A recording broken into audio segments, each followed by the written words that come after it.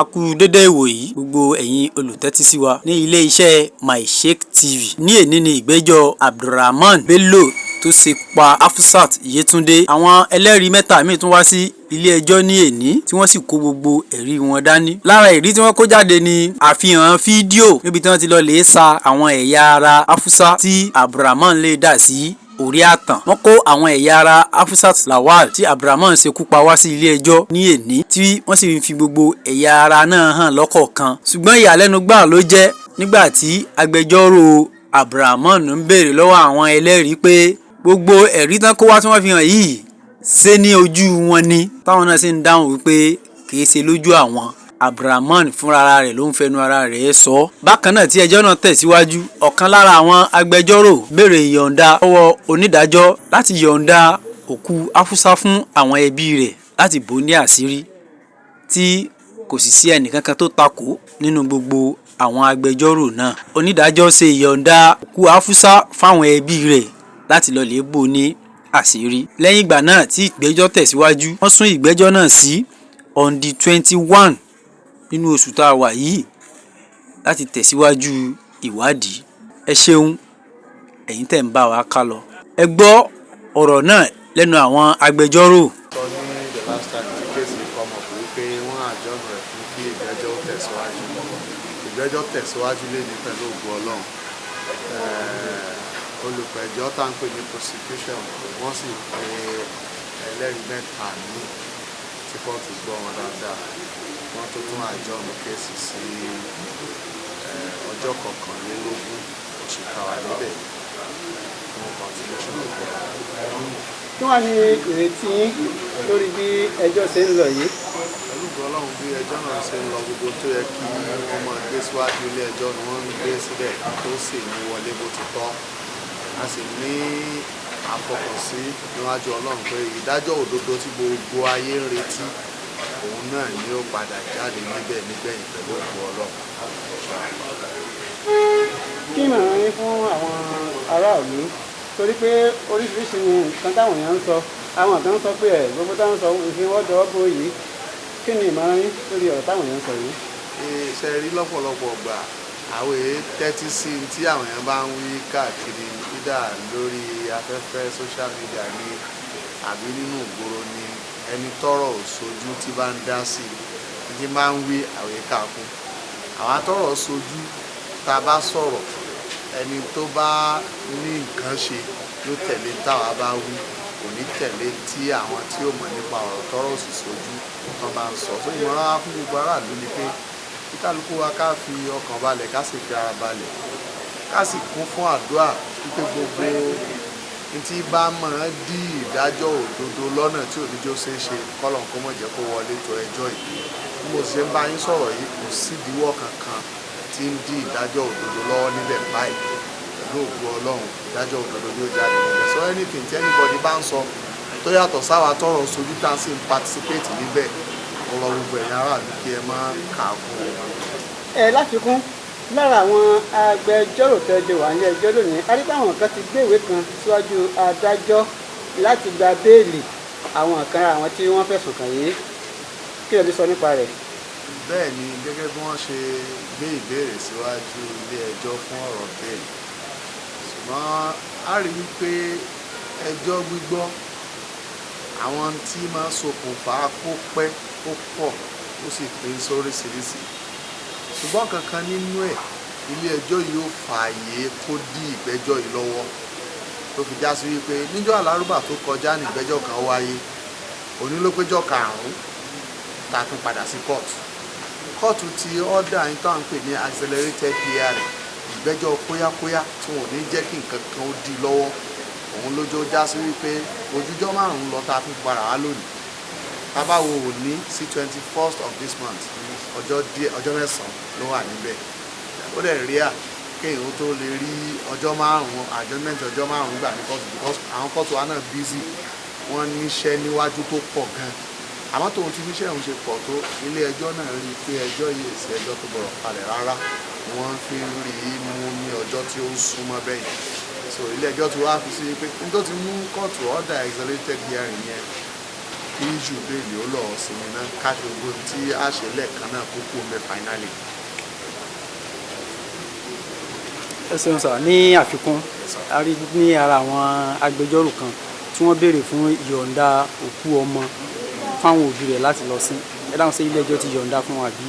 bẹ́ẹ̀ ni ọ̀gá wa àgbà pátápátá tí wọ́n jẹ́ agbẹjọ́rò àgbà fún gbogbo ìpínlẹ̀ Kwara tí wọ́n léde tíìmù prosecution attorney general wọ́n gbé ìbéèrè náà síwájú ilé ẹjọ́ nígbà tí tó ti bọ́ sásìkò tó tọ́ fún béèrè ẹ̀ wọ́n béèrè pé kílẹ̀ ẹjọ́ ó yọ̀ǹda fún ọ lọ ṣe ẹ̀tọ́ tó tọ́ lórí páàtì tó kù tí wọ́n rí rìkọ́bà. Gbogbo àwọn agbẹjọ́rò tó kù náà sí láwọn ò kọ̀ sí ìbéèrè bẹ́ẹ̀, àwọn faramọ́ bẹ́ẹ̀ gẹ́gẹ́ bí ìjọmọ̀nìyàn àti nínú nǹkan tí ẹ̀sìn tá à ń sìn fi ara mọ́. Ilé ẹjọ́ sì pàṣẹ pé kí wọ́n release gbogbo body parts tí wọ́n recover rẹ̀ fún àwọn òbí Hafsat wọ́n lọ ṣe necessary funeral rites lórí ẹ̀. ẹ ṣeun gan. Good dimension. ẹ ṣeun gan lórí. I think English version. English version. Okay. English version. So briefly, what happened today was. Well, what happened today is that the case of man versus Hafsat was adjourned to today, since last week.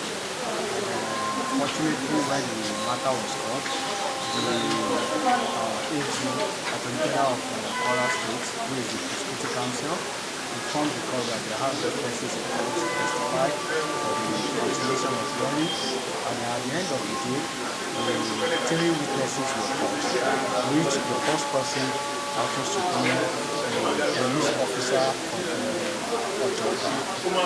The second person is also a police officer from headquarters CID. So while the third person is also a police officer. So we gave evidence as to what transpired and the investigation conducted and what the investigation revealed regarding to the bodies when we went to the job site at the Konowo area where they recovered the body of the dismembered body of Hafsat. And all the body were tendered as it was tendered before. They even played a video recording as to when the said dismembered body were exhumed from the dump site. And after the 3 witnesses gave evidence, the court, the AG, Attorney General of Kwara State, seek for adjournment for continuation of hearing, and the counsels to the defendant also informed the court. It made the court that they have a pending application for bail of the defendant, apart from the first defendant, which is Abdulrahman, which the court told them that has been already taken care of. Since the court has ordered for assimilation hearing in the case, there's no need for bail application to be had anymore. So therefore, the court adjourned the case to 21st of this month, May 2025, for continuation of the hearing. All right, thank you. And the body of the Hafsat, the body, dismembered body of Hafsat was ordered by the court to be released to the family of the deceased for the fitting burial or funeral. So that is what happened today. Yes. Your name? My name is Abdulkodu Ademola Abolaja Jasa. I am the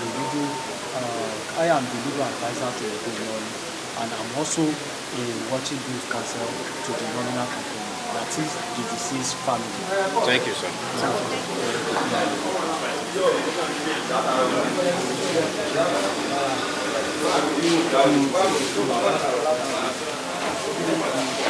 ṣùgbọ́n adúgbò púpọ̀ fún àwọn tí a ń bá wa ká lọ láti iléeṣẹ́ MyShake TV.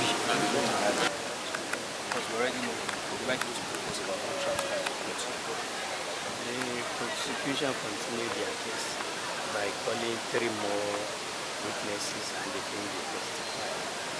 The Attorney General made an application that the dismembered body of the deceased should be released for the family for the funeral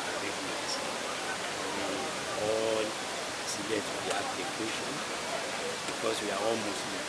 It's so unfortunate that this happened the way it happened.